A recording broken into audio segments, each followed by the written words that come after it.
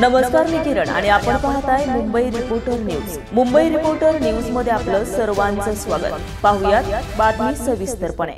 मुंबई शहर आणि उपनगरातील पोलीस वसाहतींची दुरावस्था झाली असून त्यांचा पुनर्विकास करण्यासाठी धोरणात्मक निर्णय घ्यावे अशी सूचना खासदार रवींद्र वायकर यांनी करताच पोलीस गृहनिर्माण मंडळ आणि म्हाडा यांच्या संयुक्त विद्यमाने त्यांचा पुनर्विकास करण्यात येणार असून त्यांचा प्रस्ताव अंतिम टप्प्यात असल्याची माहिती गृह शहरे राज्यमंत्री योगेश कदम यांनी बैठकीत उपस्थितांना दिली आहे.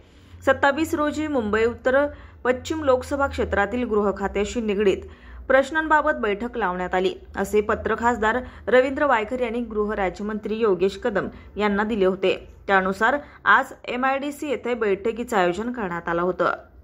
अरित बनसोडे, मुंबई रिपोर्टर न्यूज, मुंबई. ताज्या घडामोडींसाठी आणि ताज्या बातम्यांसाठी आजच आमच्या मुंबई रिपोर्टर न्यूज चॅनलला लाईक करा, सबस्क्राईब करा आणि बेल आयकॉन प्रेस करा आणि पाहत रहा मुंबई रिपोर्टर न्यूज.